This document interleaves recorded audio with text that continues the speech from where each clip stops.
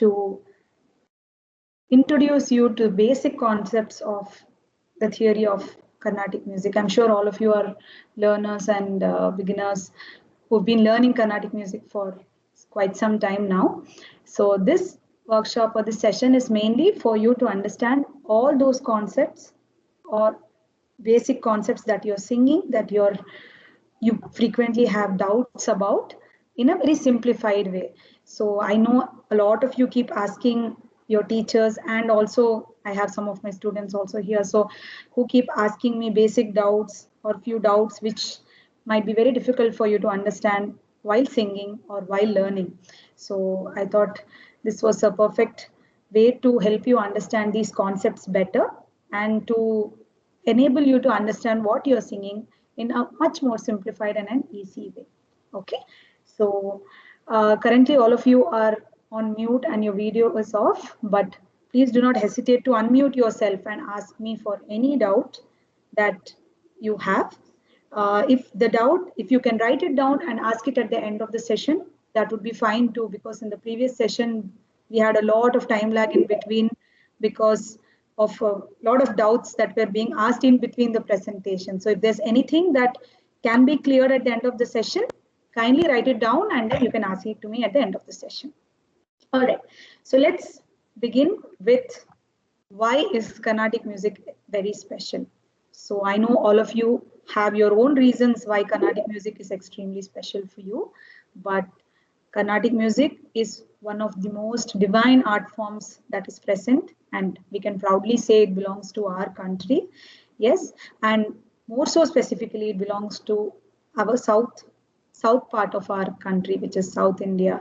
So Carnatic music also enables you to understand our religion, our devotional aspects, lot of other stuff, or lot of other uh, religious and spiritual things associated with our Hindu culture. And Carnatic music is also a very common art form in South India, especially in the southern states of our country. So it is pursued as a hobby, it's pursued as a passion, and a lot of people learn it to ease their stress, to ease their mind, and it's also a very easy way for us to reach or follow a divine path as well. So a lot of reasons, each I'm sure have your own reasons for uh, learning Carnatic music and for passionately following it. And I'm sure that is the main reason which brings you all here for this session. And yes, so at the end of this session, I'm sure that you people will be able to understand and appreciate various commonly used terms in music. And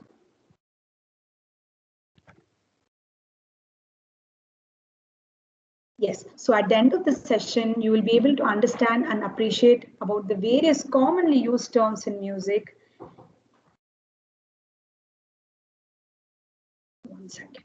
Yes, about the Swarasthanas and scales, about talams, about all our famous composers, and about the formation of ragams, and also about the structure of the compositions and about different types of gamakas. So I think these are the basic concepts which a lot of students struggle with to understand and to know what they are singing. So this, I'm sure at the end of this session, all these topics will be covered, and I'm hoping that you will be able to understand all these things in a very simplified and an easy manner.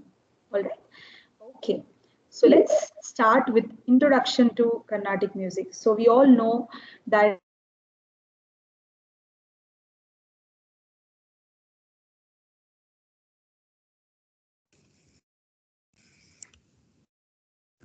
we also know of the seven swaras or the sapta swaras.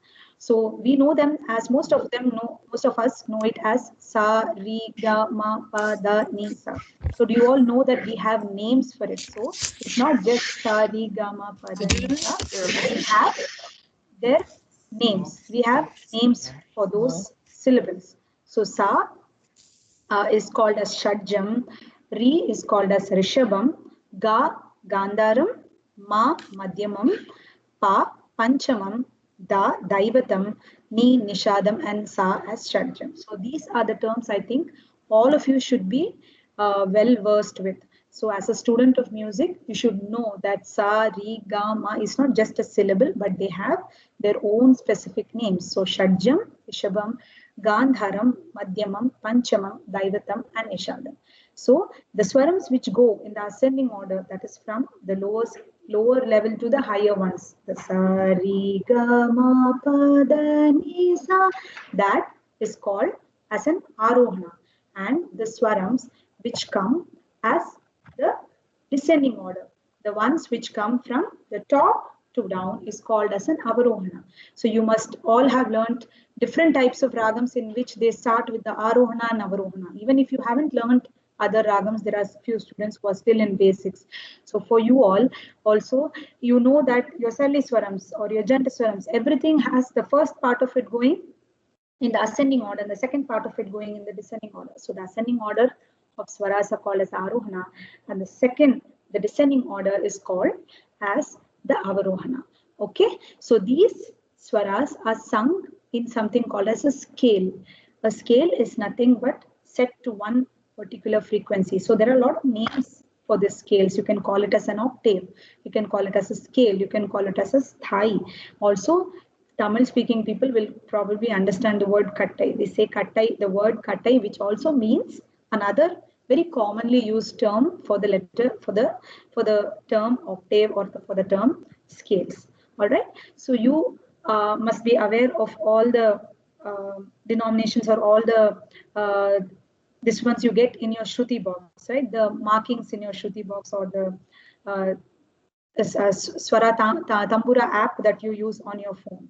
So what it is? So these are nothing but the scales. So what we sing, they are comprised of all these scales. So we start off with, when we sing, a female singer sings, the ideal Shruti we sing is G or G hash or A, right? So the ones that are lower than that, that is the F hash, F, E, that goes lower. So they are also denoted by numbers. So G is denoted by the number 5. G hash is 5.5. A is 6. I'm sure you all are aware of the Shruti box markings in your Shruti box or in your phone Tambura app. So usually from F sharp to A is where is an ideal female Shruti. So from F sharp, that is 4.5, G is 5, G sharp is 5.5, and A is 6. So this is a ideal female octave or female Shruti. Also, we should note that this portion of Shruti is used for children as well. So even children sing in this, irrespective of a female voice or a male voice. But whenever the voice changes or the voice frequency changes for a male, which is after 11 or 12 years of age, that's when their scale comes down, which is E or D sharp or D or C.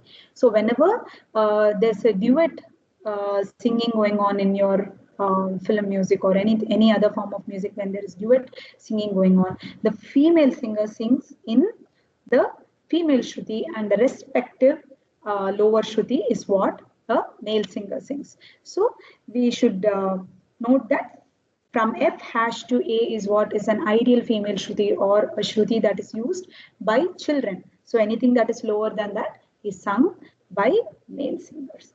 All right.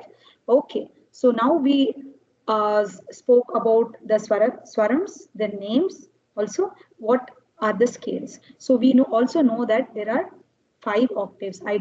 I'm sure you have learned in your basic lessons, which is the upper sthai or the male sthai verse, where you have an introduction to the taras sthai or the higher octaves for us, right? So in music we have five octaves or 5 scales. So the one which we are currently singing in your basic lessons, in your first Sarli verses or Janta verses, is the middle octave. It is called the Madhyasthai. So sa ri ga ma pa da ni sa ni da pa ma ga ri sa. So that is the middle scale or the Madhyasthai, which we call in music. Okay, so we know that there is a scale above that and there's a scale below that. So the scale above that we find in our upper sthai verse, which we learn in music. Sari gama pada ni sa sa dani sari sani da pa dani sari ga ni sari. In those basic swara exercises, we do learn swaras that are above the madhyasthai. So we have names for it. So the scale that we sing in between the middle scale is called as the madhyasthai. The notes which come above that, the higher ones are called as the tarasthai. So similarly, the ones that come immediately lower to that is called as the mandarasthai. Okay, so we should also remember that there is a scale that exists above tarasthai and also below mandarasthai. So above tarasthai is called as an ati tarasthai and below mandarasthai is called anu mandarasthai. So this anu mandarasthai and ati tarasthai cannot be reached by human voice. So when it is used, so it is used only by instruments, in veenas or in violin, in sitar, in any instrument you can produce the second lower octave, which is the anumandarasthai, and the second higher octave, which is the atitarasthai. So when we see the music notations or the music books, we note how do you know whether the swaram is in the tarasthai or is in the mandarasthai. So you have representation. So when there is one dot above the swaram, it is called as the tarasthai, which means it is in the higher octave or the higher scale. And if there are two dots, which I'm sure we wouldn't have seen in our books. Okay, so in most of our books, so when there are two dots above the swaram, it is the ati tarasthai. Similarly, if any swaram has a dot below it, it is the mandarasthai or the lower octave, and the double dot below a swaram is called the anumandarasthai. So a human voice with extreme practice and good practice can reach the complete tarasthai scale and the complete mandarasthai scale, but cannot reach the atitarasthai or the anumandarasthai. But these two extreme, the final atitaram and anumandarasthai, are used mostly and can be produced in any instrument that we learn. All right. Okay. So these seven swarams which we learned just now, the names of these seven swarams: Shadjam, Rishabham, Gandharam, Madhyamam, Panchamam, Daivatam, Nishadam, and Shattam. Shadjam. So this Shadjam, Panchamam, and the top Shadjam, the ones which are labeled in red, they are called as Shuddha Swaras, Shuddha Prakriti Swaras or Prakriti Swaras. Why are they called Shuddha Swaras? Can anybody answer? Why are they called Shuddha Swaras? Shadjam, Panchamam, and the higher Shadjam. Any guesses? Can anybody reply? Why is it called Shuddha Swaras? As they don't have any vibrations. Yeah, yes. I don't know who answered it. Is it Shruti? Yes, ma'am. Yes, ma'am. Yeah, okay. Yes, that's right. So it is called Shuddha Swaras because Shadjam, Panchamam, and the other Shadjam do not have any variations, which means all of music, there is only one sa and one pa. We do not have sa one, sa two, pa one, pa two, no. Which is exactly why when we start learning singing music, we start off by singing sa, pa, sa, right? So that's why we sing sa, pa, sa, because sa, pa, and sa do not have any variations in all of music. But the re, ga, ma, da, and ni have variations, which is why they are called as Vikriti Swaras. What do you mean by variations? Variations means there are two types of V's, two types of Gas. Two types in the sense that there are two places. So re is not just re, there's one more re. So they are named with numbers. So you would have noticed in all your books where you can find numbering beside those swaras, re 1, ga 2, ma 1, ni 2. So what are those? Those are nothing but swarasthanas, the sthanam or place of the swaram. So imagine if all the seven swaras had no variations and all were in the same place, would not the entire music sound same? Right? What differentiates one ragam from the other is nothing but the swara variations and the combinations of these variety of swaras. So some ragas can have re 1 and ga 2. Some ragas can have re 2 and ma 2. So these different type of combination of swarams with various swarasthanas is what forms so many different ragams. Hence, this Rishabham, Gandharam, Madhyamam, Daivatam, Nishadam, these 5 swarams are the only swarams which have variations, right? So when these re, ga, ma, da, ni have variations, two variations each. So sa, shadjam, re1, re2, ga1, ga2, ma1, ma2, pa, da1, da2, ni1, ni2, and sa, we get something called as the 12 scales. Okay, so what is 12 scales? So when you count those Re1, Re2, Ga1, Ga2 completely from Shadjam to the top Shadjam and include the varieties or the variations of this Rishabham, Gandharam, Madhyamam, Daivatam, and Nishadam, something called as 12 Swarasthanas come. Okay, but there is also names for these. Okay, we just should not refer to them as Re1, Ga1, or Ma2, just like how these Sari, Gama have their own complete names, Shadjam, Rishabham, Gandharam. These Re1, Re2, Ga1, Ga2 also have their names. So what are they? So that's what we are going to learn here. So Re, you have Shuddha Rishabham and Chatusruti Rishabham. In Gandharam, G1, Gandharam Ga1 is called as Sadharana Gandharam. Ga2 is called as Antara Gandharam. Similarly, Madhyamam, Ma1 is called as Shuddha Madhyamam. Ma2 is called as Prati Madhyamam. Similarly, Daivatam, Da1 is named as Shuddha Daivatam and Da2 as Chatusruti Daivatam.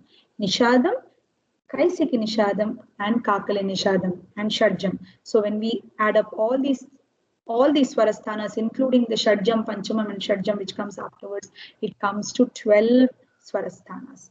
All right. So whenever we learn our music, ensure that you know the names of your swaras that you're singing, and if possible, do know the names of the swarasthanas as well. So what is Re1? What is Ga1? So it is very difficult for you to explain by just using numbering. So it's very good as a student for you to know the names of this Rishabham and Gandharam, and even better if you know where they are placed. So moment we sing Ga, you should know which Ga it is.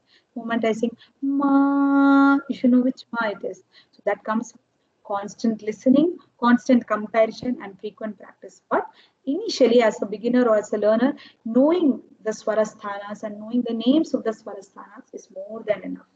All right. Okay. So we just spoke about the 12 scales or the 12 Swarasthanas. Actually, there are 16 Swarasthanas in number.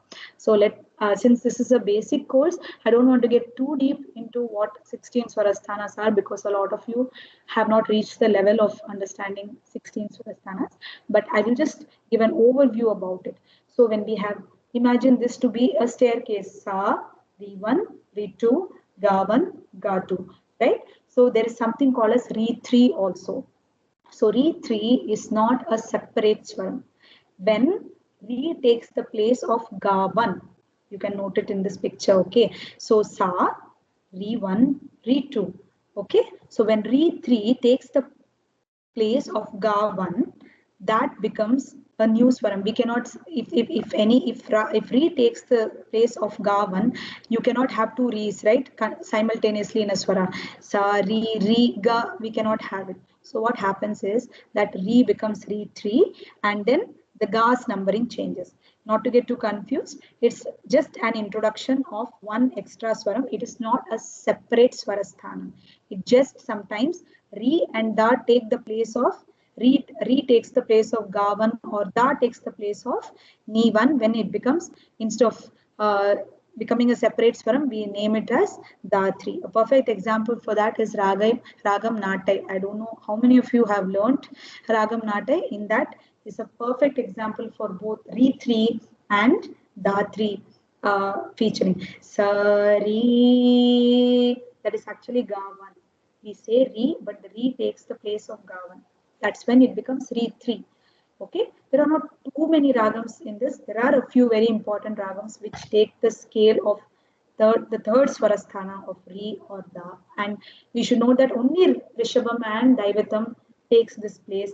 Sa, Re, Ga, Ma, Pa, Da. So that Da is nothing but Ni1. It is taking the place of Ni1. So we denote it as Da3 because it is easier to understand that way, that it is not Da1 or Da2. It is taking the place of Me1, hence it is Da3. I'll not go into too many details because a lot of you will not understand this, but this is just to understand that first, the one which we learned are the basic 12 Swarasthanas, but there actually exists 16 Swarasthanas. Okay, all right. So the next topic, I think till here, is it clear? Is there anything? If you have any doubts, please do not hesitate to unmute and ask me. All right. Okay, so moving on to the next topic, which is the Melakarta Raga. So what is a Melakarta Raga? How many Melakarta Ragas are there? What Ragam constitutes and gets the status of a Melakarta Raga? Okay, so there are 72 Melakarta Ragas in music. So what it is? 72 Melakarta. So Melakarta is also, there are different terms for it in music which is also used. So you can call it as Janaka Ragas or you can call it as parent Ragas. So there are 72 main Melakarta parent Ragas from which all the other Ragas are born. So the number of Janaka or the parent Ragas are 72 in number.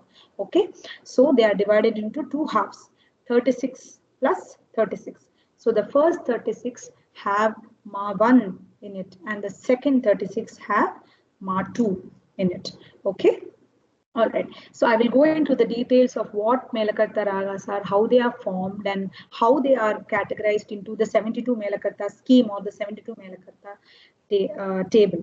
Okay. So what these 72 Melakartas are, they are called the parent Ragas or the Janaka Ragas, from which are born many ragas. So those ragas which are born from these parent ragas are called Janya ragas. Janya means in Sanskrit means born, giving birth, right? So these ragas which are born from the 72 Melakartas are called Janya ragas. Now there are lots of types of Janya ragas. So few of them are Audava ragas. So Audava ragas are nothing but when the Arohana have only 5 swaras. Perfect example for it is Mohana Ragam. Sa ri ga pa da sa, sa da pa ga ri sa. So we have only sa ri ga pa da, only 5 swarams, right? In the Arohana and Avarohana. So they are called Audava Ragas. You have Shadava Ragas. Shadava Ragas means the Ragams which have only 6 swaras in the Arohana and Avarohana. You have Niroshta Ragas. Niroshta Ragas are those ragas which do not have Ma in them, right? Okay. Also, you have various combination like Audava Shadava Ragas, which means the Arohana has 5 swaras and the Avarohana has 6 swaras, or Audava Sampurna Ragas or Shadava Sampurna Ragas. Similarly, Shadava Audava Ragas. So you have a lot of these combinations where the name Audava means, all you have to remember is Audava means 5, Shadava means 6. Okay. So these ragas are based on how many swaras are there in the Arohana and Avarohana of the raga. All right. Okay. So we have spoken about Melakarta ragas, nothing but the parent ragas and the Janya ragas which are born from these. Okay. So now there are a few characteristics of a ragam. So again in this, it's a very, very deep topic which we won't delve too much into, but there are certain terms or certain technical terms which are associated with a ragam which you should be aware of. So we start off with the Grahaswaram. Grahaswaram is nothing but the starting note of a raga or a sangati. So this can be explained by when we sing raga alapanas. Again, a lot of you wouldn't have reached that stage, but raga alapana, when we start off say tadara na na na na na na na tadara na ga ga ma ga ga ga. So we started off Shankarabharanam Ragalapana with the swaram Ga. So Grahaswaram in Shankarabharanam is Ga. So every raga has a swara which is preferred or used not only in Ragalapana but also by a composer to start the kriti in, to start composing the kriti in. So that swarams are called as the Grahaswaram. So there can be 1, 2 or more Grahaswarams in any raga. Okay. So the next is the Jivaswaram. Okay, so there are some ragas in which there is one swaram or two swarams which particularly add life to the ragam, or you can also say that moment you hear that swaram, you will know okay, this is definitely this ragam. So we can take an example of the ragam Begada. Sa gari ga ma pa da pa sa sa ni da pa ma gari sa. So though we have ma one in ragam Begada, in Begada ragam the ma gamakam, the gamakam that we give to mice ma pa. So it's very very evident that it belongs to the ragam Begada. So for instance, the ragam Arabhi, in ragam Arabhi in the Avrona we don't have the ni and the ga is almost in the previous one. Sa ni da pa ma ga ri sa sa ri ma pa da sa sa ni.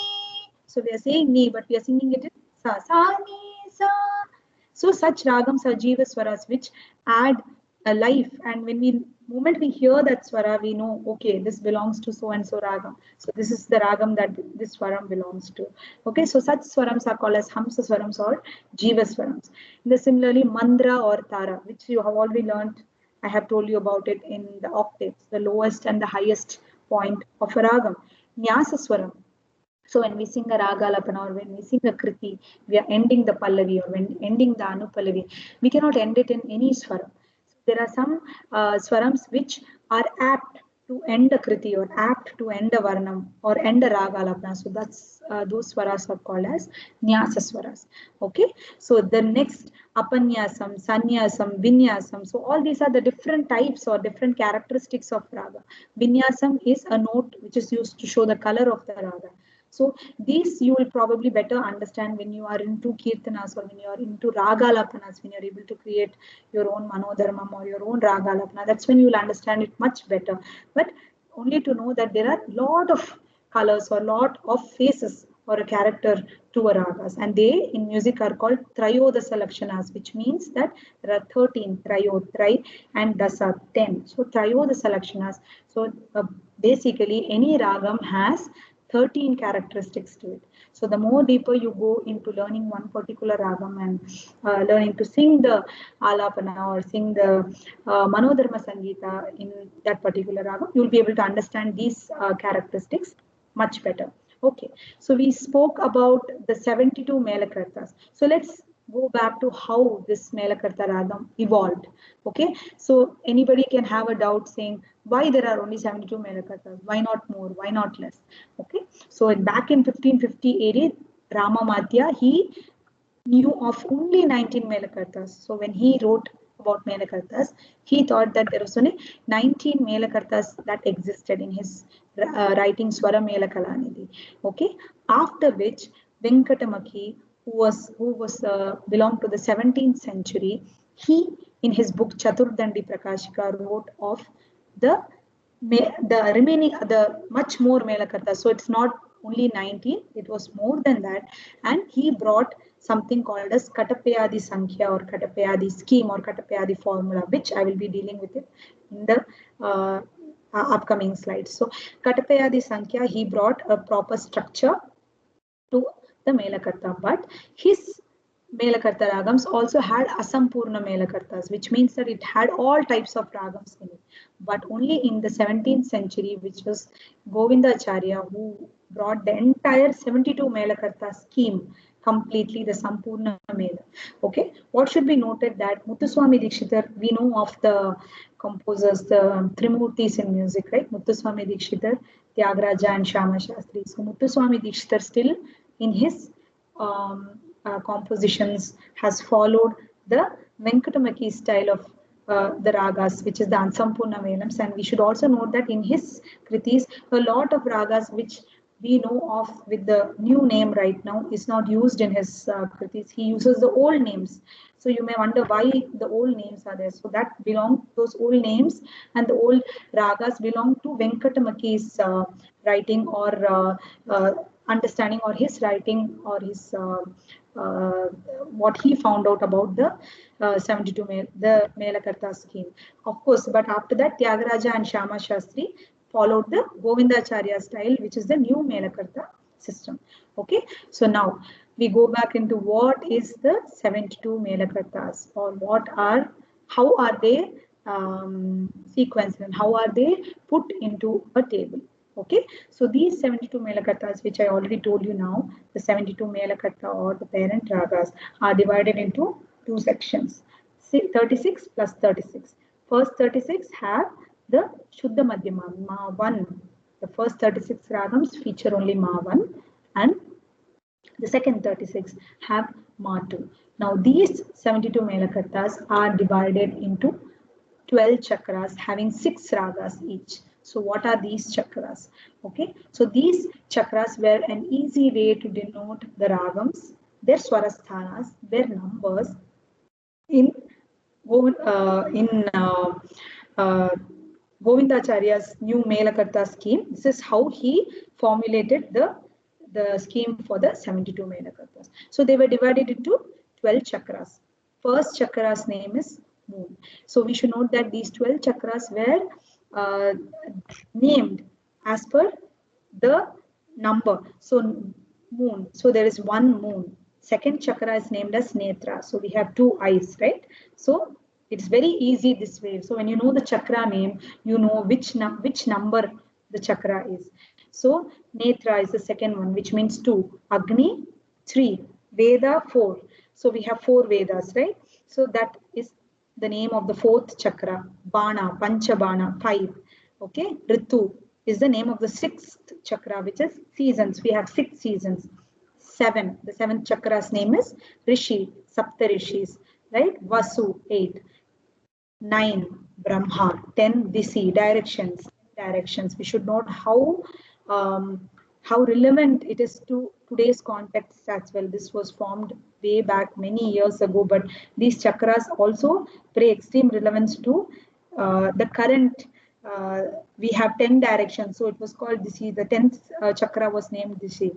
11 forms. So we have Shiva, which is why it's called Rudra Egadasi, which means that yes, 11 forms of Shiva and 12 suns. That is the 12th chakra is called Aditya. So nothing to get confused in this. The 72 ragams were put under these 12 chakras with 6 ragas coming under each chakras. If you notice the left side, you will know there are 6 ragas in each chakra. So Indu chakra had 6 ragas, has 6 ragas.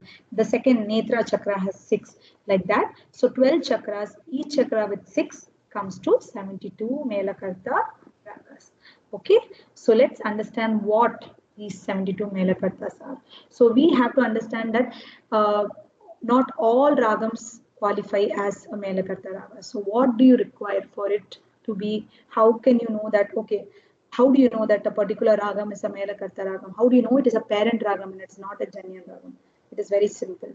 One, it has a few requisites for it to get a status of a Melakarta ragam. One, it should be a Sampurna ragam. Sampurna ragam means it should have all the 7 swaras, both in the Arohana and the Avarohana.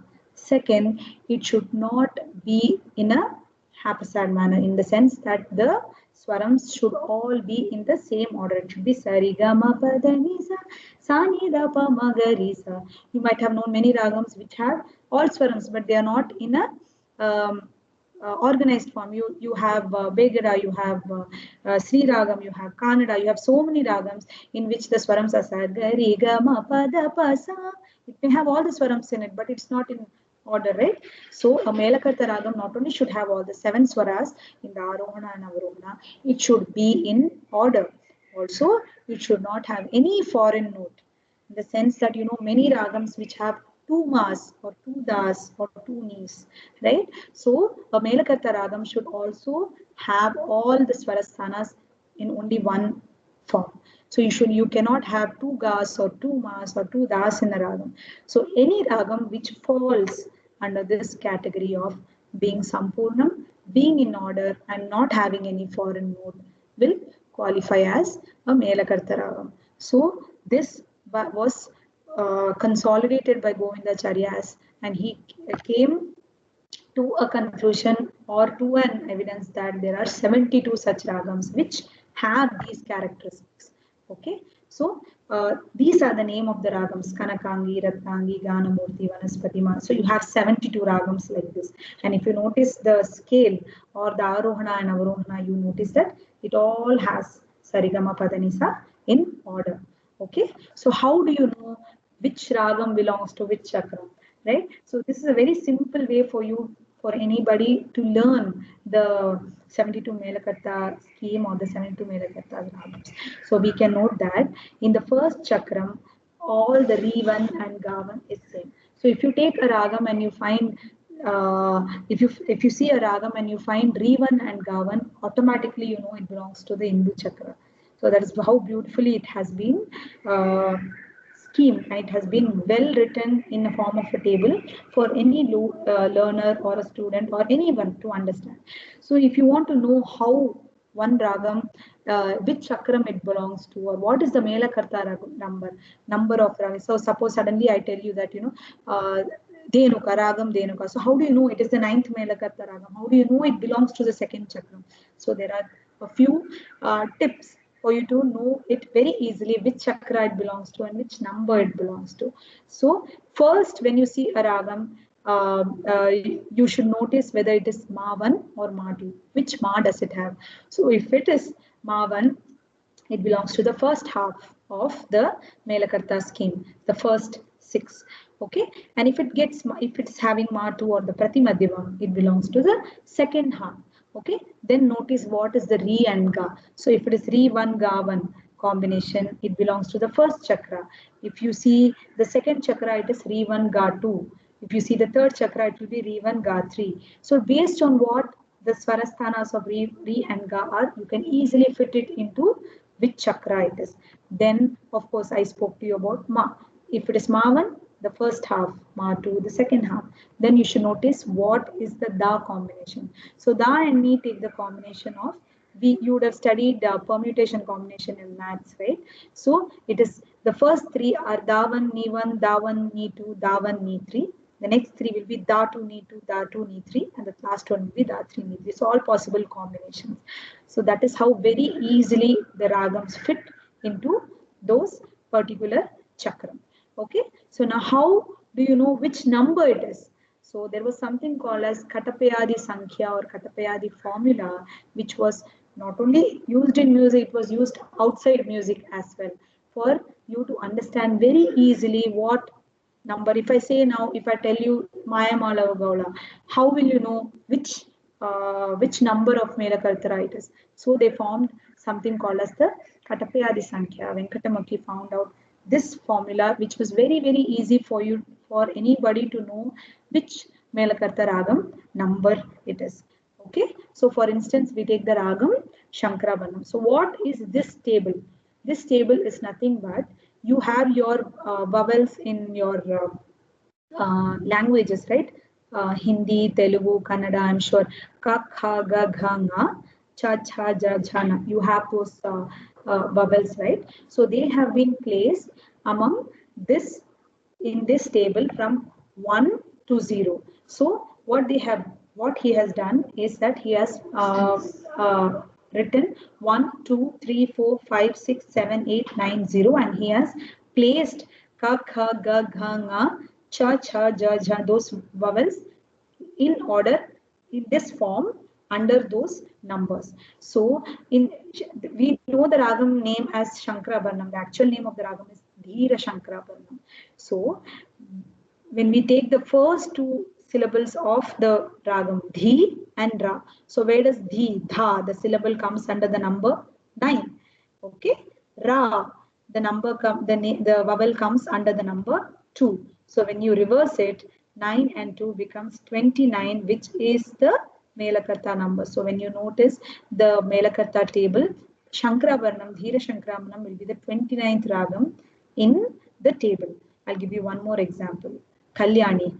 Okay, so the word, we know it as Kalyani, but the word Mecha was added. So in a lot of ragams, there was a word prefixed to the ragam for it to fit in the Katapayadi Sankhya. Okay, so we all know the ragam as Kalyani, but the actual name is Mecha Kalyani. So if you want to know which number is Kalyani, which is the Melakarta number for the Ragam Kalyani, we can take the first two syllables, Me and Cha. So the word Me, that is Ma, comes under the number 5. Okay, Cha. comes under 6. So 5 and 6 when you reverse it becomes 65, which is the Melakarta number for the Ragam Mecha Kalyani. Okay, so we have done a lot of listening very quietly. So let me just quiz you all. So let me know who can reply what is the Melakarta number for the Ragam Shanmukha. So try to fit the word Sha, okay, Sha and In, Na to the respective numbers. And please tell me what could be the Melakarta number for Shanmukha. Anyone? Take your time.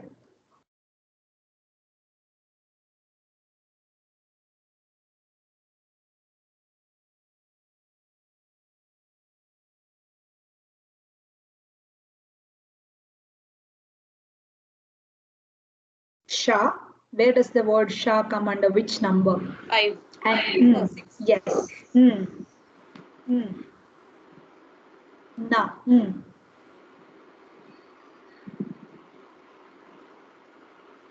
Na. Na. Sha, Chan, Na, right? Yes. So Sha comes under the number 6 and Na comes under the number 5. So when you reverse it, it is 56, right? So the Melakarta number for Shanmukha is the 56th Melakarta Ragam in your table. Okay. What about Maya Malavagaula? That's a simple one. So who is going to answer? What is the Melakarta number for the Ragam Maya Malavagaula? Fit the two vowels, the first two. Is it 15? Yes. Yes, that's right. 15. And can I know who answered it? Aishwarya. Yes. Aishwarya. Yes, right, Aishwarya. It is 15. So how is it 15? Ma. Where does Ma come under? The number 5. Ya comes under the number 1. So when you reverse it, it is Maya Mala Gala. I don't see Samiksha, Sanjay Shruti answering. So here. So tell me the Melakarta number for the Ragam Hanumatodi and Charukesi. 8. 8, right. Okay, Hanumatodi is 8. So how did we get 8? The letter Ha comes under 8, right? And Nu, that is Na, again comes here under number 0. So 0, 8, 8, 0 when reversed is 0, 8 and it is Hanumatodi. So what is the Melakarta number for the Ragam Charukesi? Ma'am, 26. 26, that is right, Samiksha. Yes, so Cha comes under. So isn't it very simple, right? Yeah. Very simple for us to understand what number Melakarta it is. So this Katapayadi Sankhya is a very, very simple and a very efficient way for us to understand which number is the Melakarta Ragam or which number Melakarta does it belong to. Okay, so yes, right. So we learnt about Melakarta ragams, right? So there are a lot of different types of ragams. So Melakarta, as we know, is the parent ragam, which has all the 7 swaras. So it gives birth to many ragas, right? Janya ragas. So these Janya ragas are classified into many forms. The first form is the Upanga ragas. What are the Upanga ragas? Upanga ragas are those ragas which take the exact same swarasthanas as the parent ragam. So I've given some examples: Mohanam, Abogi, Hamsadwani. Okay, so all these ragams take from whichever parent ragam it is born, it takes the exact same swarasthanas. So those ragas are called as Upanga ragas. The next category of ragas are called Bhashanga ragas.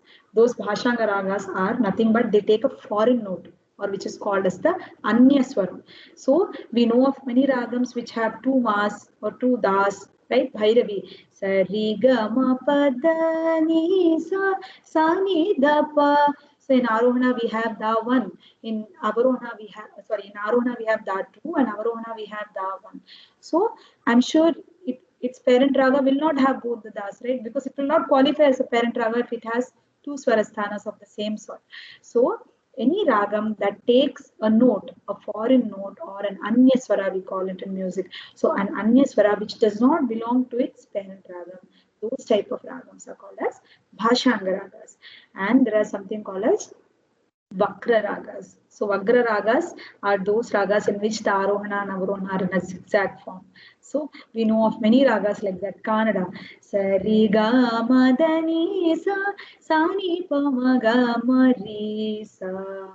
Right? So it is born from the parent ragam Karahara Priya, but the Arohana and Avarohana of Kannada is zigzag. Similarly, Vegada, similarly, Natakuranji, Sri Ragam. So many ragams we know that which do not have the Arohana and Avarohana in a sequential order, right? So those ragams are called as Vakra. So Upanga, Bhashanga, and Vakra ragas. Okay. So now how do you identify a ragam? Right? So when you hear a song or a kriti or a varnam playing, how do you identify which ragam it is? So there are some pointers which will help you understand very easily. So the lot of students initially struggle with understanding what ragam it is. How do I find out what ragam it is? One, you can listen to a lot of different types of compositions which will help you understand and compare. Okay, this ragam sounds similar to this sounds similar to that. That is one way. But there are some pointers or some tips which will help you navigate through how to understand, to find out what the ragam is. So first is baseline shruti of that ragam. Where is the position of sa, right? Try to identify the swarasthanas. What re is coming in that? What ga is coming in that? Right? For that, first you should know what is the difference between Re1 and Ga1, right? So you try to identify the Swarasthanas. Is it Re1 or is it Ga1? What is the Ma coming in it? What is the Da coming in it? So that is the second way. Third one, see if there are any Swarams missing when you're singing. So if you listen to something in Mohanam, you will be able to clearly know that there is no Ni in this. There's no Ma. I cannot hear the sound of Madhyamam. I cannot hear the sound of Nishadam. So that is one more way you can find out, is there any Swarams missing? If so, what is the Swaram that is missing? Okay, try to write the Arohana and Avarohana. Try to write, okay, in ascending order, I can probably hear all these Swarasthanas. So let me write it down. So that will also help you. Try to match the ragam of the song with the ones that you already know. So when you learn Varnams, you'll be learning close to 12 to 14 Varnams. So when you come to the Kriti stage, it's very easy for you. Okay, this sounds like Kalyani Varnam. This sounds like Sri Raga Varnam. So that is another easy way for you to compare to the ones that you already learned. Okay, if you find out that it is a Sampurna Ragam, try to find out the Ragam from the Melakarta list. Okay, so I find this is the Re, this is the Ga, this is the Ma. So how do I know? Let me go and check the table, 72 Melakarta table. So all these are skills that cannot be developed overnight. Let me stress on that. It cannot be developed overnight. You should have ardent hearing, the willingness to listen to a lot of music, the passion to find out the ragams, uh, the enthusiasm to learn different types of ragams. Only this is the next step that a learner goes through. One step is about just learning what is being taught to you. The second step belongs to finding out what you're learning. Why is it sounding like this? Why should it not sound like this? Why is these two things sounding same? Do you think I can find out the ragam? Do you think I can find out the parent ragam? That comes with a lot of listening and a lot of trying to find out where the ragam belongs to, etc. So if it is a Janya ragam, find the ragam that is familiar. If not, find out the parent ragam. So these are a lot of pointers or tips for you to understand, to suddenly know, to identify the ragam. So the most easiest way is to try to relate it to the ones that you already have learned, already know. Okay, all right. So how do you know whether you are singing in Shruti? Okay, so Shruti is nothing but the scale or pitch that you are singing. Okay, so the easiest way to know that you're singing in Shruti or not. Some people do not know, some students or the learners do not know that they are going out of pitch. So unless being told, being stopped and told, you know what, you're going singing out of Shruti, please sing in Shruti. So how do you know? So constant hearing to the Shruti box.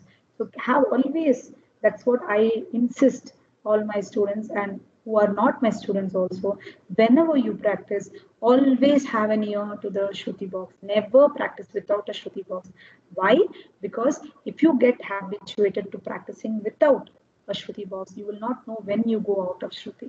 Right? So what is the easy way? You know that Shruti box produces the tone sa pa sa sa pa sa. That's what comes out of your Tanpura app or your Shruti box.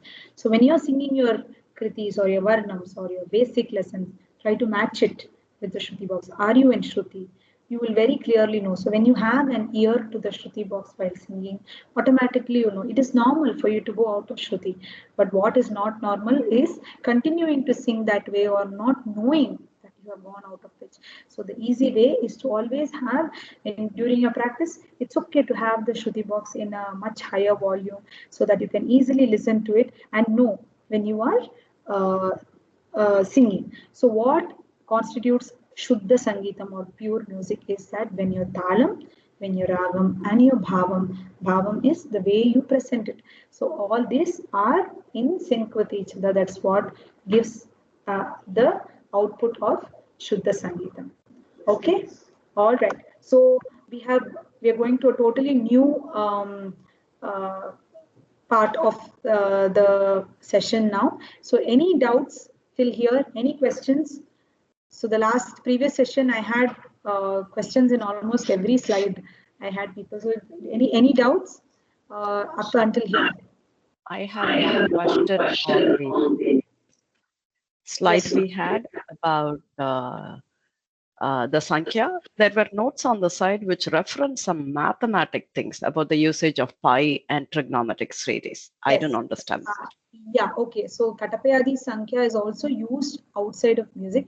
I'm not a math student, so I would not be able to explain how it is used in maths, but in the theoretical knowledge that I have, it has been used in trigonometry and also to derive the value of pi.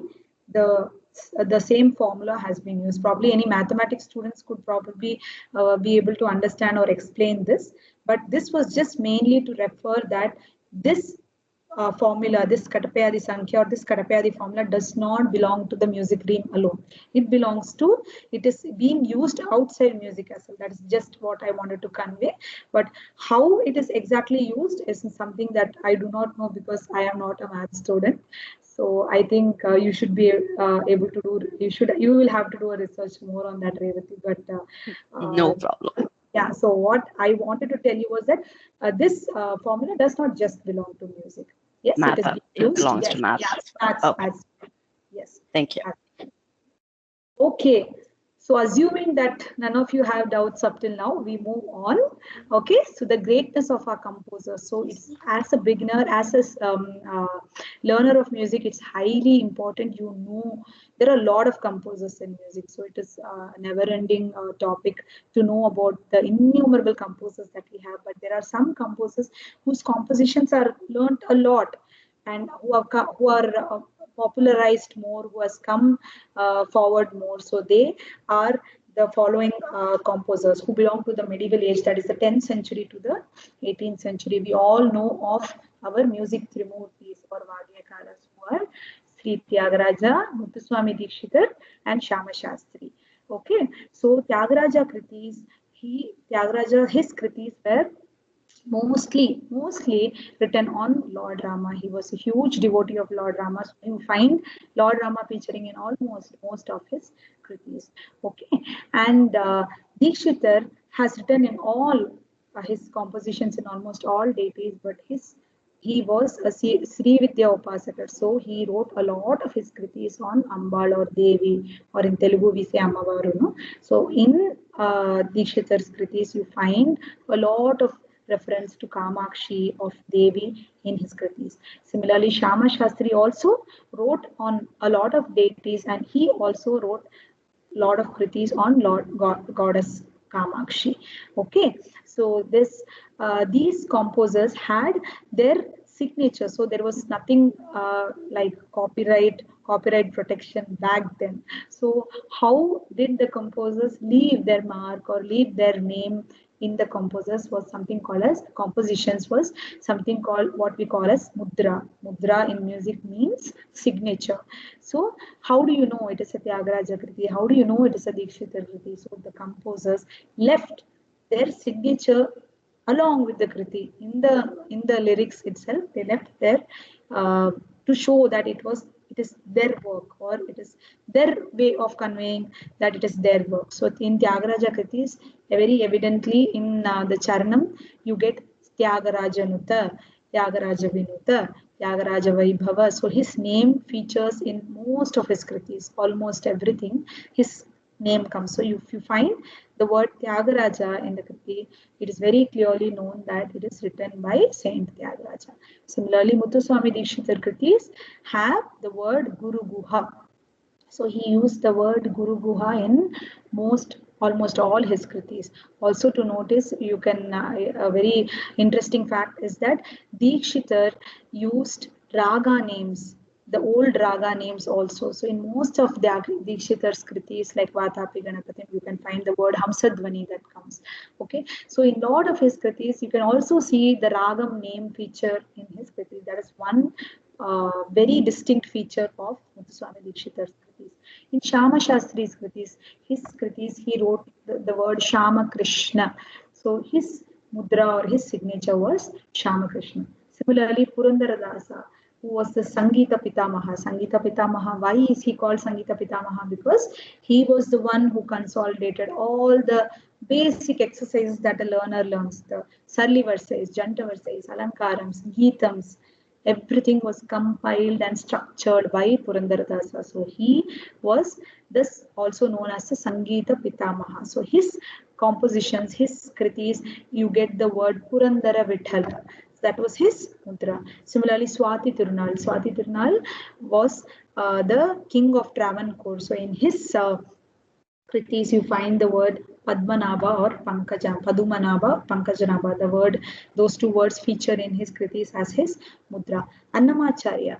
Annamacharya was from Andhra Pradesh. So he wrote more than 32,000 kirtanas. Unfortunately, only 12,000 kirtanas are what is there. Lot of them got lost in the manuscripts because it was written in those age-old traditional way of writing. So a lot of them were lost, a lot of them were not passed on. So in a lot of ways, the complete compositions of all these Vagyakaras are not available now. So Annamacharya in his kritis, you can find the word Venkata. So Venkata is a word that features in his kriti as his mudra. Jayadeva. Jayadeva wrote a very famous work, Gita Govindam, which comprises of Ashtapadis, 24 Ashtapadis. So his why are they called Ashtapadis? Because each of those compositions have 8 paragraphs. So Ashta means 8, Padis means paragraphs. So his 24 Ashtapadis is a very, very famous work on Lord Krishna, which he has written in his book, Gita Govindam. Again, the Tamil composer Aruna Girinadhar, who has written innumerable Tiruppugal, close to 16,000 Tiruppugal, only 22,000 of them are available to us right now. So he wrote in Chanda Talam. Chanda Talam is nothing but the talam that's not what we learn in our regular music. Chanda Talam are those talam in which the talam is based on the lyrics. So any Tirupur students here would probably easily understand that the talam is purely based set to the lyrics. So in Carnatic, mainstream Carnatic music, we have both talam and the composition going hand in hand. But in Tirupugar, which Arunagiri wrote, he used Chanda talam, which means the lyrics were written and the talam was set based on the lyrics. He wrote on Lord Muruga. Okay, so Sri Tyagaraja's the Tyagaraja kritis are supposed to be, we say that it has draksha rasam, which means draksha means grapes. It is easy to just eat grapes, right? So most of his kritis are extremely easy to learn. They are simple. They are for written on Lord Sri Rama and very, very simple format. Hence, they are called as Daksha Rasam, which means it's very easy to understand. Muthuswami Dikshitar kritis are called Nalikera Rasam, which means that it is referred to a coconut. A coconut, you just cannot eat it, right? You need to peel it, break it, grate it, whatever. The process is much more difficult, right? So Muthuswami Dikshitar kritis are not very easy to learn, and mostly all the gurus say that they have to be learned, passed on from the guru. Self-learning, of course, there are many people who are doing it right now, but mostly Muthuswami Dikshitar These are suggested to be learned directly from the Guru. Shama Shastri Kriti Katali Rasam, which means it is referred to a banana. Just have to peel it and have it. A little bit more complicated than Tyagarajas, but again, quite easy for any student to learn. So Sangita Pitamaha or Purandar Dasa, so he was the one who classified the talams. There were 108 talams available before, and he was the one who classified and brought it into the 35 thala scheme, which we will be learning it now in the further slides. But he was the one who created Abhyasa Ganam, the basic music lessons, Alankarams, Geetams, Swarajati, etc. Okay, and he was the one who had formulated that Mayamala Gaula to be used as the first ragam for structural learning. So he is also called as the Sangita Pitamaha. Of course, we cannot ignore all the other famous composers who have given innumerable compositions. Papanasan Sivan, Patnam Subramania Iyer, Muttaya Bhagavatar. So below them you can see the their mudras. So Papanasan Sivan, his kritis Ramadasan. The word Ramadasan comes, and most of his kritis are in Tamil. Patnam Subramania Iyer, Venkateshwara comes in his kritis. Muttaya Bhagavatar, Harikesha. Harikeshanallur, Muttaya Bhagavatar. So Harikesha, the word comes very frequently in his kritis. In his kritis, that was used as his mudra.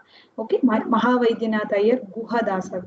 Kotishwara Iyer, Kavi Kunjara Dasa. So when you learn a lot of compositions, you will know that the composers have left their signatures or mudras in their kritis to show that it is their work.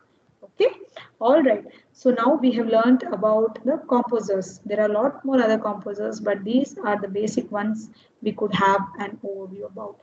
So there are what is next is the compositions. So how are the compositions structured? So we have all learned varnams and geetams and side by side a lot of other kritis also, right? So the structure of compositions, they are structured in this format: Pallavi, Anupallavi, Muktaiswaram, Charanam, and Chittaswaram. Okay, so the first half, the Pallavi, Anupallavi, and Muktaiswaram of any composition, irrespective whether it is a Varnam or whether it's a Geetam or whether it is a Swarajati or a Kirtana or a Kriti, it is called the Purvangam. Purvangam is Purva. Purva Angam. Angam means part. So the first part of the Kriti is called as the Purvangam. The composition, not Kriti, but first part of the composition is called as Purvangam, and the second part is called as the Uttarangam. So when we talk musically, we do not usually refer as, no, sing the first part. We always say sing the Purvangam, sing the Uttarangam. So what is a Purvangam? Pallavi, Anupallavi, Muktaiswaram. What is Uttarangam? Charanam and Chittaswaram. So we are learning a lot of type of compositions. So how many type of compositions are actually there in music? This is for you to understand the different types of compositions in music. Geetam, that you have already learned. The first, after your basic swara exercises of Swarli Varsas, Janta Varsas, Alankarams, you learn Geetam. How do you know it? What is the characteristic or the structure of a Geetam? It does not have a particular Pallavi, Anupallavi, or Charnam. It does not have a format like that, right? There are two types of Geetams, normal Geetams and the Lakshana Geetams. They are generally devotional in nature, okay? And they are very good for your basic level of practice. You learn all your basic Geetams. They are extremely good for any singer, learner, or for you to practice your basic lessons. Okay, the second form is the Jati Swaram. It is also called as the Swara Pallavi. Okay, so it is taught after Geetams and it does not have any Sahityam. Sahityam is nothing but the lyrics that come below the Swaram, that is called the Sahityam. So usually they don't have lyrics, and it has Pallavi, Anupallavi, and some Charanams. Okay, so we have the other type of composition is the Swarajati. Swarajati is something that all of you have learned, right? Just like Jati Swaram, it is similar in the structure, but it has lyrics or it has Sahityam. So we have learned the most popular ones: Rara, Venu, Gopa, Bala, Samba, Shiva, and a lot of Swarajatis. And Swarajatis are mostly used in dance. Okay, so after Swarajati comes the Varnams. So Varnams is the intermediate level of learning. So Varnams, you have not only it is melody centric. It has very few lyrics. When you notice, compared to your Geetams or Swarajatis, which has a lot of lyrics, Varnams give more emphasis to the Ragam, give more emphasis to the Swarams. You'll find the words. You will find a very small line comprising of the complete Pallavi. Right? The words are very sparsely used in a Varnam. So it is all melody centric, and all aspects of the Ragam and the Raga Bhavam comes in a Varnam. Okay, so we know only of about 200 Varnams that seem to exist. Of course, there are a lot of new age composers who are composing Varnams, who are continuing to compose Varnams, which few are we know of and we don't know of. Okay, so how is a Varnam structured? All of you will be knowing Pallavi, Anupallavi, Muktaiswaram, Charanam, or the Charanaswaras, which is also called as the Chitraswaras. Okay, so the next is a Kriti. All right, so Kriti is, let me also tell you that both Kriti and Kirtana are not the same. We have a lot of learners, or a lot of musicians, or a lot of singers have the habit of using both the word Kriti and Kirtana interchangeably as the same one. No, Kriti is completely different and Kirtana is completely different. So Kriti has a particular structure. They are raga centric compositions. They have variations, sangatis. So you know of variations, right? So when you sing a Kriti, the same line comes in different forms or different tunes or different progressions. They are called as sangatis. Okay, so the sahitya could be bhakti rasa or singara rasa or veer rasa. So the sahityam can either be devotional, or it can be beautifying or showing beautification of any deity, or it can be showing veera rasa. So the theme of the kriti can be anything. Okay, and most of the kritis will have mudras in their charanam. What we learned just before, this mudras is the identity or the signature of the composers. Whereas kirtana, they are much older than kritis, which means kirtanas came much before kritis. Kritis are more structured form of compositions, whereas kirtanas are basically they came before kritis. They gave more focus to lyrics. So in kirtanas, you tend to have pallavi and lot of charanams. They do not have a proper structure of pallavi, anupallavi, and one charanam.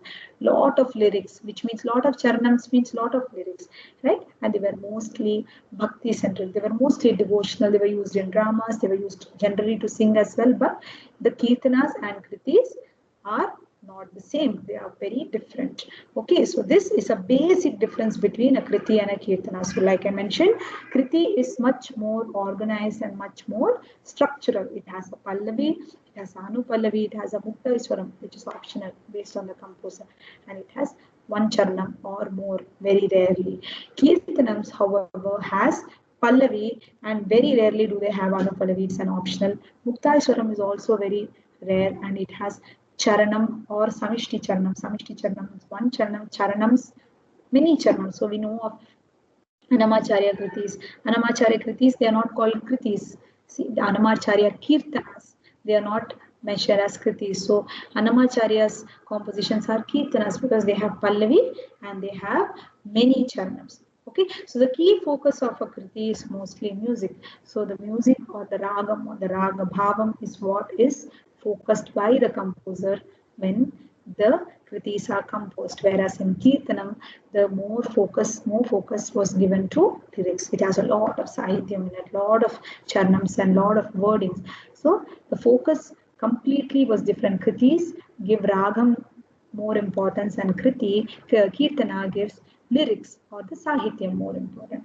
Okay, so this is the difference between the kriti and a kirtana. So we have something called as padam.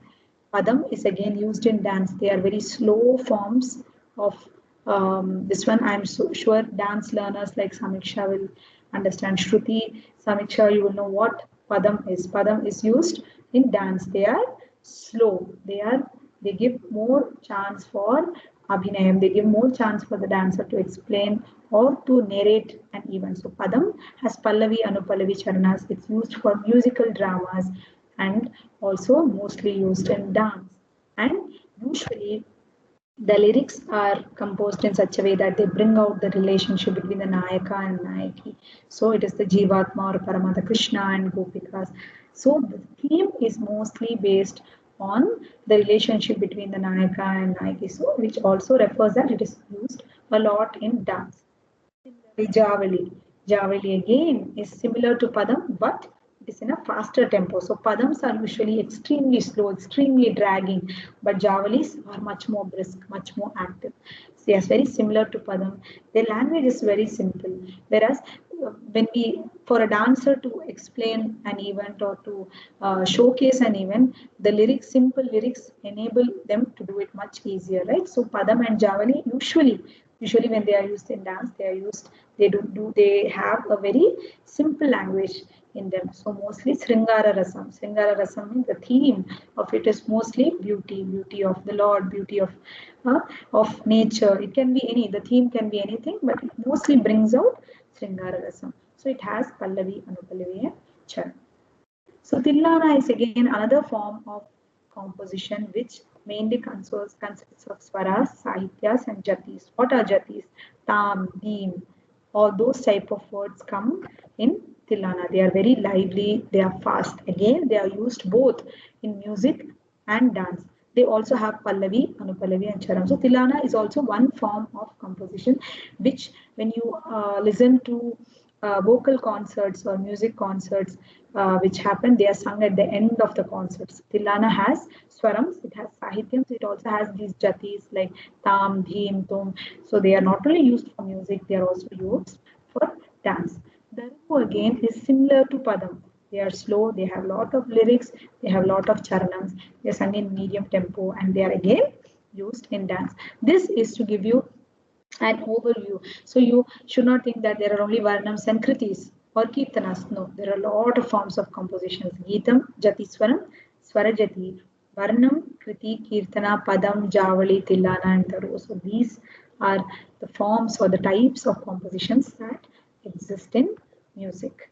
Okay, all right. So we come to the next topic called the gamakas. So we all know, right? When we sing, we have gamakas, which is nothing but the oscillation of swaras. The swaras which we drag or we give an oscillation to. What are these gamakams? Yes? Any doubt in the previous lesson? Okay. All right. So these are nothing but the ornamentation of swaras. Okay. So there are a lot of types of gamakas, which I will not again go deep into because a lot of you haven't reached the stage of understanding it. But these, according to Sangeeta Ratnakara, there are 15 gamakas, which is also called as Panchadasa gamakas. There are different types of gamakas, and they are identified as 15 in number. Okay, so these are the names of the gamakas. This probably we will understand as we go deeper into learning Akritis and Raga Lapras. We'll understand what these ragams are, these gamakas are. Tirupam, Spuritam, Kampitam, Ma, Pa, in your Begada, that is a Kampita gamakam. Padapama, Mapamama, that those type of swaras are called as Puritam. So there are lot of types of gamakam. So these are categorized as 15 in number, which is called as the 15 gamakas or the Panchadasa gamakas. So what you should know is that there is not just one gamakam, there are 15 different types of gamakas. Okay, all right. So right from after gamakams, we are moving on to introduction of talam. So talam is also one of the very important or uh, uh, main part of music, right? This music does not exist without a talam. You cannot sing or should not rather sing without a talam. So what is a talam? What are the types of talams? How is a talam categorized? So that's what we'll be learning here. So the talam is divided into three angas. Angas means in Sanskrit parts. So whenever you put a talam, you have three parts to it. Okay, this is for you to easily understand what talam it is, how to put that talam. So this, for that understanding, it is divided into three parts. So let's take our first basic talam which we learned, right? The Adi talam. So we have it 1, 2, 3, 4, 5, 6, 7, 8. That's how we learned an Adi talam, right? So the first half of the talam, the first is called the Lagu. This portion, when we beat and we count the fingers, it is called as Lagu. And in music, it is denoted by the number 1. So whenever you see above the alankaras written 1, it means that it is the laghu. Okay, so the second part of the talam is the dhrutam. Dhrutam is nothing but what you beat and turn. So what you beat and turn is called the dhrutam, and it in music is referred with the number 0. And the next one is anudhrutam. Anudhrutam is nothing but half of dhrutam, which means just beat, we don't turn. So the beat and count of fingers is laghu, the beat and turn of hand is dhrutam, and when you don't turn your hand, we just put a beat, half of dhrutam is called as the anudhrutam. Okay, so there are 7 basic talas which we have learned in alankarams, right? So all of you must be knowing the 7 sapta tala alankaras which we have learned. So you have dhruva talam, madhya talam, rupaka talam, jhampa talam, triputa talam, atatalam, and ekatalam. So how are these 7 talas? How did we arrive to these 7 talas is what we are going to learn. Okay, so now these talams that we put, also you would have noticed that there will be, the talam will not just be written as dhruva talam, you would note that it is written chaturasra jati dhruva talam. So what is jati? Jati is very simple. So there are 5 types of jatis in a talam. Tisra 3, chaturasra 4, khandam 5, misram 7, and sankirnam 9. Jati is nothing but how many counts we put in our finger is nothing but the jati. So Adi Talam we put 1, 2, 3, 4. So how what jati is it? It is Chaturasra jati. So if in Triputa Talam we put 1, 2, 3, 1, 2, 3, 4. So what jati is it? 3, Tisra. So based on how much count we put in Laghu we spoke about it, right? The first half of the Talam. So based on how much count, how many countings, number counts we have for Laghu is what determines the jati. So if we have 3, it is called Tisra jati. If we have 4, Chaturasra. If we have 5, Khanda. And if we have 7, Misra. And if we have 9, it is Sankirna jati. Okay, so these 5 jatis, when applied to each of this talam, it comes to 35 talas, which is the Suladi Sapta talas, which we say the 35 talas scheme in music. So there are 35 talas. There were a lot of other talas before, but they were condensed into 35 talas. And how this 35 talas came was by applying these 5 jatis to all these 7 talas. So in the old system, there were 108 talas. Okay, and we also spoke about the Chanda talas in Tirupur. So this 108 talas were condensed and structured and made into the 35 tala scheme. So how do you know what is the 35 tala scheme? So these jatis, 5 jatis. Now when we have the 7 talas which we learned in Alankarams, right? Dhruva, Madhya, Rupaka, Jampa, Triputa, Atatalam, Ekatalam. So when these 5 jatis are put to these Dhruva talas. So for instance, Dhruva tala that we learned in our Alankarams is Chaturasra jati Dhruva talam. So it will come here. So what is the numbering here? 1, 4, 0, 1, 4, 1, 4, which means Laghu has 4 counts. 0, it has a Dhrutam. 1, 4 Laghu, 1, 4 Laghu. So 1, 2, 3, 4, 1, 2, 1, 2, 3, 4, 1, 2, 3, 4. Okay, Triputa Talam. We learned Triputa Talam, right? Tisra Jati Triputa Talam. 1, 2, 3, 1, 2, 3, 4. So how is the numbering given here? 1, 3, 0. That is Dhrutam 0. We denote it by the number 0, right? So another Dhrutam 0. So 1, 2, 3, 1, 2, 3, 4. So what is Adi Talam? Adi Talam is Chaturasra Jati Triputa Talam. Nothing but putting 4 counts to the Triputa Talam gives rise to Adi Talam, right? So 1, 2, 3, 4, 1, 2, 1, 2. So this, when we put Chaturasra, that is 4 beats for Laghu, for the Triputa Talam, it gives rise to Adi Talam. So these jatis, when this 5 jatis are added to these 7 talas, 7 into 5, 35. So you might have learned the 7 talas in your Alankarams, right? So these are nothing but the numberings. So 1011 is nothing but 1 lagu, 0 dhrutam, 1 1. Another lagu, another. This is a very easy way when it is given 101. So how do you know how to put the talam? Immediately you remember lagu is denoted by 1, 0 is nothing but dhrutam. So 101 means 1 lagu, 1 dhrutam, 1 lagu, which is 1, 2, 3, 4, 1, 2, 1, 2, 3, 4.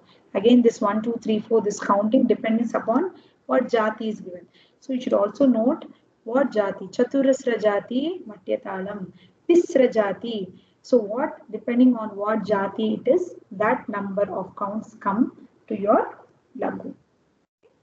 All right. So this is what we learned about the talams. But what is a laya? So talam and laya are not the same. So talam is nothing but your physical representation of the beats. But the time between these beats are nothing but laya. So 1, 2. So between this 1 and 2, the time duration is there, no? That is called laya, or in easy words, you can say tempo. So there are 3 layas: Vilambalaya, Madhyalaya, Dhrutalaya. So we also call in regular usage Vilamba Kalam, Madhyama Kala Kritis. Means Vilamba means slow, Madhya medium, Dhruta means faster than that. So Talam and Laya are not the same. Again, a lot of people get confused between Talam and Laya. Talam is nothing but just the physical representation of beats, whereas Laya is a tempo, the tempo in which the Tala is moving, the time limit or the time frame between each beat, that is called the Laya. Okay. So before 15th century, these lagus were only in Chaturasra Jati. So these lagus, we never had Dhrutam. So this is just a fun fact to know that before 15th century, all the talams were just having lagus. We didn't have Dhrutam. Only after which they were all condensed and they were all structured and formed the 35 talas scheme. All right. So with this, we have covered all the basic terms, basic technical terms that we use in music. So all of you are free to ask any questions that you have with whatever was presented till now. Any doubts, any questions? Aishwarya Before here. slide, Yeah, yeah, Danya. Yes, Aishwarya, I'll get back to you next. Yes, Danya? last slide, the last but one, that slide actually, the voice was breaking, so I couldn't get what was the one before this. I couldn't This get what was being told. Yes. Yes. Okay. So these nothing but the 5 jatis which I was mentioning about using them for the 7 talas. Okay. So when we use these 5 jatis for 7 talas, we get 35 talas. Right. So here in this table, it is nothing but I have given you physical representation, the numbering representation. So whenever you find in most of the books, you will not find what the talam is. You will just find these numbers 1011, 101, 01. So how do you know what talam it is? So I told you, right? Lagu is represented with the number 1. So moment you find 1011, it is nothing but 1 lagu, 1 dhrutam, 1 lagu, 1 lagu, which is 1, 2, 3, 4, 1, 2, 1, 2, 3, 4, 1, 2, 3. Okay, you should also notice what jati is written. So before the talam, if it is written tisra jati, which means you will count only 3 counts in your lagu. If it is given chaturasra jati, you will count 4. If it is misra, you will count 7. Sankirna, you will count 9. So you should always note what jati it is and how many aksharas are there, how many lagus and how many drutams and how many anudrutams. So with the pictorial representation itself, a student should be able to put the okay. All right, Danya? Yeah, okay, I understood. Thank you. Yeah. Okay. Yes, Aishwarya. Yes, my doubt is there any trick to remember the pitch of a particular Swarasthana? Pitch is nothing but Shruti, Aishwarya. So what Shruti you're singing in is what the pitch belongs to. Okay. So pitch has nothing to do outside your Shruti. So if you're singing in 5.5, the Swarasthana will be in 5.5 only. If you find it higher or lower, that means you're singing out of pitch or out of Shruti. Okay, it has direct relation with the Shruti that you are singing. It has nothing to do with anything that is outside what you're seeing. Okay? Okay. Yes. Any other questions? Yeah, I have a question. This is Apurva here. So when you said that laya means tempo, so does it mean that when you are singing the second speed, third speed, Yes. the laya increases? Yes, exactly, Apurva. The laya increases, right? The talam, it has nothing to do with the talam. So laya is nothing but the time between each beat, right? So it is in a faster laya, it's in a faster tempo. So the speed, that's what we learned. Vilamba kalam, madhyama kalam, dhruta kalam. So they are the terms used for the lower speed, middle speed, and the higher speed. But yes, in Varnams, when you sing the first, second, and the third speed, it's nothing but the laya changes. The talam doesn't change.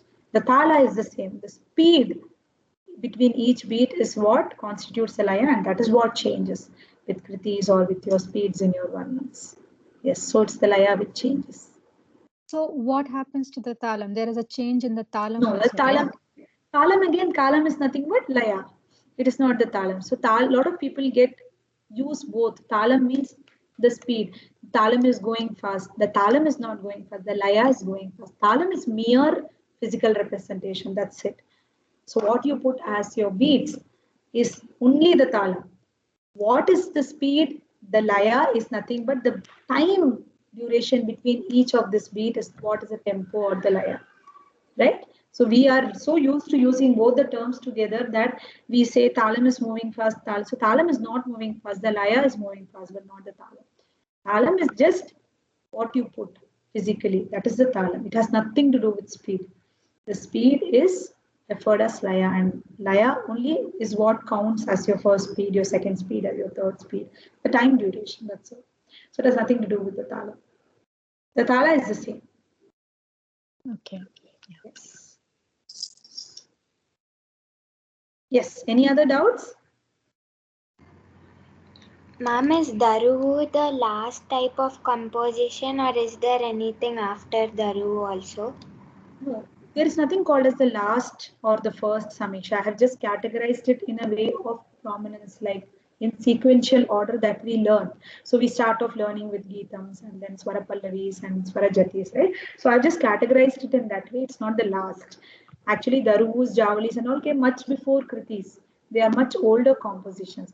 These are just not, it has nothing to do with what came first or what came second. It is just the type of compositions.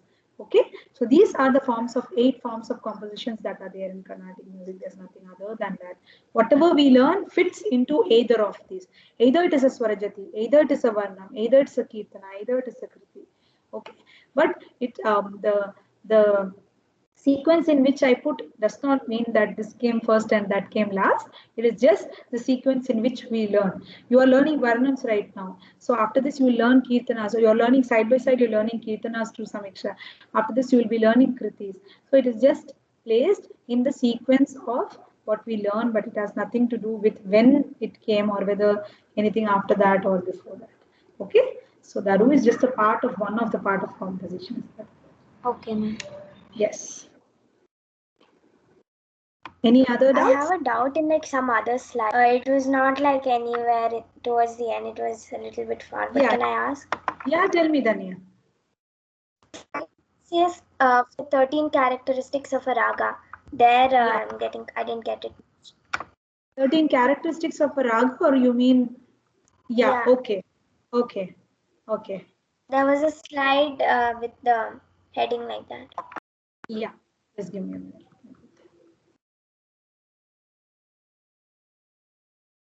Okay, so 13 characteristics, nothing but every raga has something called as lakshanam.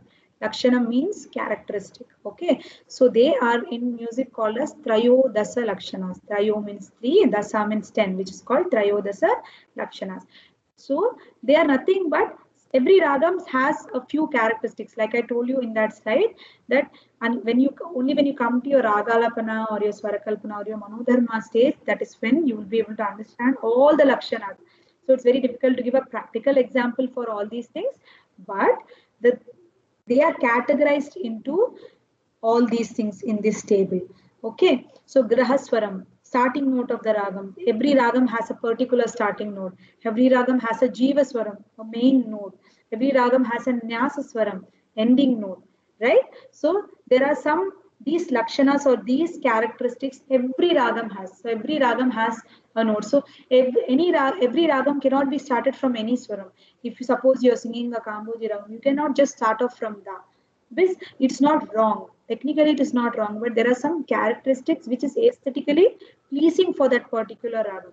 So those are called lakshanas or those are called characters. So each ragam exhibits up to 13 characteristics, which is what we learned under Trayodasa Lakshanas or the 13 characteristics of the raga. So I didn't go into detail everything because we haven't reached the stage. This is just a basic course. We haven't gone into too much of we have not learned Manodharma Sangita or your Raga Alapanas or your Swarakalpanas, which is why going too much deep into this is you will not be able to understand it at this level, which is why I just touched the overview of it. Yes. The third point of that, the third. Yes. On the same page. Okay. Mandara or Tara, right? Yes. So then in certain ragams, you might be, we have learned a lot of kirtanas in which we turn the shruti into madhyama shruti and sing, right? Why do we do that? Because in certain ragams, the swaras don't reach beyond a point in the higher note or don't reach beyond a point. They are not structured or they are not formed that way. So those are called mandra or tara swaras. Lowest and the highest point beyond which the ragas don't expand. That is also a characteristic. So Ragam Kuranji does not go after a particular, after ni it doesn't go. Same as you have ragam, there are so many ragams which do not go beyond a certain swara. You have only, it comes only in one octave. You have certain ragas which don't have a lower or a higher octave, right? So those are also called, they also come under the characteristic or a lakshana of a ragam. So that is nothing but explained as mandra or tara. So the point, lower point or higher point beyond which the ragam cannot proceed or is not made that way. So that is also under the Trayodasa Lakshanas. Yes. So they can go higher only up to 1 point. Yes, up to 1 point. There are certain ragas which belong to such category. Yes, yes. Yes. Okay, thank you. Does Bhavayami come under that category? Is that the reason? Yes, Apurva, you're right. It comes under that category. That's why we put it in Madhyama Shruti and we sing. Yes, Yamuna Kalyani also comes under that ragam. Beyond a point, there are Sancharam or the raga Sancharas do not expand. That is a characteristic of that ragam, which is why we put it in Madhyama Shruti because it is more pleasing to the ear to sing. Yeah, so that is the reason such ragas are put in Madhyama Shruti and sung. So yes. So any songs in Yamuna Kalyani are like that, or is it just depending upon the song? Yes, it most of them are in the same thing. Some it again depends upon how it is composed also. But yes, most of the Yamuna Kalyani or a Kurunji Kriti Ragam in Ragam Kurunji is sung with Madhyama Shruti. Yes, most of them are composed in such a way that you put it in Madhyama Shruti and you sing it. So there are a set of ragams which come under that. Probably I will group it down and let you know. But there are a few ragams which come under such category, which the sancharas do not expand higher or lower. They are sung in one particular scale only. So that's where we put it into Madhyama Shruti and we sing. Yes. Any other doubts?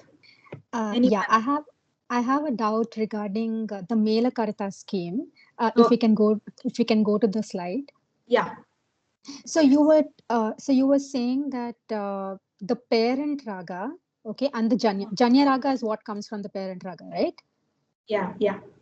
Okay. So so you were talking about I don't know which one was it. Was it shard? Okay, I don't know what term was it. That is in the Janya raga, one of it is if you use a foreign note, then it is called something. So Anyaswaram, yes. Okay, Anyaswaram. Okay. So now let's say that if you take the Melakarta raga Maya Malava Gaula, then and your use and the Janya raga that comes in some Janya raga that comes under it. So how can you say that the Janya Raga, the whatever notes you're using, whatever Arohanam, Avarohanam, whatever comes, should be the same as what comes from the parent raga, right? Yes. How can it Yes. be? How can it be something else? No, Janya Raga does not classify under that. So when you Janya Ragas, when it is born from a parent raga, does not mean that it should have only the swarams of the parent raga. It can have any other swaram. So those swaram, that other swaram is what makes it as makes it a Bhashanga raga, or when it takes a foreign note. Right? So Janya Raga does not have any such rule that it should have only the parent raga swarams. No, it can have any other swaram as well. But it is structured. Most of the swarams will come from what the parent ragam is. Only one swaram you may have an extra. So Bhairavi, for instance, it comes from Nata Bhairavi. Nata Bhairavi has one da, but it takes the second da also in it. So it Janya ragas do not have any compulsion that it should have only.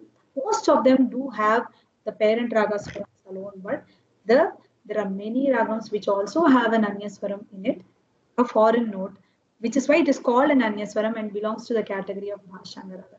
So Janyaswaras do not have such rule. They do have all the swarams. Most of the Janya ragas do have the parent raga swarams, but there are ragas with exceptions which have a foreign note also, and then it's allowed. So only the Melakarta ragam has to be the has 7 swarams. It should be in order and it should have only one variety. But the Janya ragas does not have any such rule. It can take any rag, any foreign one. So Kamboji also, it belongs, it is Janya of the parent ragam Hari Kamboji, which has Ni one in it, Kaisiki Nishadam. But in Kamboji, we have Kakali Nishadam also coming in the phrase. Sani pa, so Sani the is the parent ragam's Ni.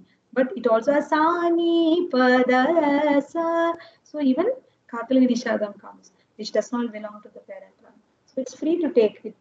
There are many ragams which take Bhashanga. Saranga ragam, it takes both the mass, right? So it's not necessary that uh, it should have all the swarams of the parent ragam, but can take anything extra as well. So Janya Raga does not have any rule as such. Yes? Okay. Yes. Any other doubts? Anybody else?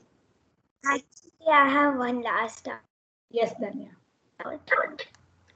About the parent ragas, it was said that there was, you said that there were 3 characters Yes. that they to be said like parent ragas. Again, for the first one, I was having internet issues, so. Yeah, so 72 Melakarta ragas or the parent ragas should have 3 requisites, Danya. They are one, it should be Sampurnam. Sampurnam means it should have all the 7 swaras in Arona and Avarona. We have learned lot of ragams which do not have all the 7 swaras, right? So they don't qualify as the 72 Melakartas or the parent ragams. So they should have all the 7 swaras. They should have only one swarasthana. So the Re, Ga, Ma, Da and Ni should be either Re1 or Re2. It cannot have both. Okay, and third, the Arona and Avarona should be in the same order. It should be Sarigama Padanisa, Sanidapa Magaritsa. It should not be Sagarigama Pada. So it should not be in any zigzag form. So these are the 3 requisites that make any ragam to qualify under the Melakarta ragam. Sampurna, it should be in order and it should not have any foreign note. Okay? Yeah, the first point, it said it should have 7 swaras. So what does that mean? I just got confused. 7 swaras in the sense that it should have all the swaras. Sarigama Padani. The Arohana, Sanidapa Magari in the Avrohana. So you know a lot of ragams, right, Danya, which do not have all the 7 swaras, right? You have some swaras missing also. Correct? So they don't qualify as the Melakarta ragam. So Melakarta ragam should have all the 7 Sa, Ri, Ga, Ma, Padani in both Arohana and the Avarohana. Yes. Okay. Yeah, got it? Got it. Yes. Okay. So any other doubts? Anybody else? I actually have one doubt. This is Shruti. Yeah, Shruti, tell me.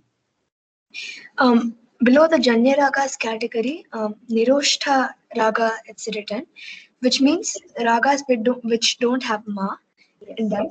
And so, what is the significance of the number 36?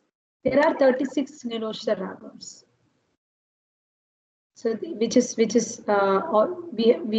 have not learned all the 36. They are not all prevalent in our learnings, but they are identified as 36 in number. So there are 36 ragams which do not have ma in them, which do not have Mahamsadvani, right? We don't have ma in it, right? Mohanam. So they are also called as Niroshta ragas, which means that they do not have Madhyama. So there are 36 such ragas. So maybe you can do research, Shruti, and find out all the names of the 36 ragas which do not have ma in it. Okay. So significance of the number is nothing but there are 36 Niroshta ragas available to us. Okay. Yes, ma'am. Yes, ma'am. Thank you. Yes. Anything else? Okay, so I assume all of you have understood all the basic concepts. So this session was mainly for you to understand the basics of music theory. Okay, so it's also important as students, as learners, to know what you are singing, to not just blindly sing, to not just blindly learn what you're doing, also to understand why is it sung a particular way, why are the ragas placed in a particular. So it's a very interesting topic, music theory, and as and when we go deeper into it, there are a lot of treasures in musical theory. But this session was mainly intended for you to not shy away from learning theory and not feel that, oh, theory is such a difficult topic and I shouldn't go near it. So it's not that difficult. As and when you start understanding what you are singing and knowing the meaning behind why the music is structured the way it is, it becomes very more interesting, and you the output that you sing or the what you learn, you're able to sing it and showcase it much better. So when you, just like how you do it in your mainstream studies, when you understand something and explain it or bring out the output is much better, right? So this was mainly targeted for you to understand the basic structures, basic way music is formed. So hopefully in a session soon, we will learn the intermediary concepts, which means that we will go a little bit more deeper into what this. Today we just had an overview of what exactly is in theory of music, but there are a lot more to each of these topics. Hopefully very soon we will go into the intermediate level. Okay.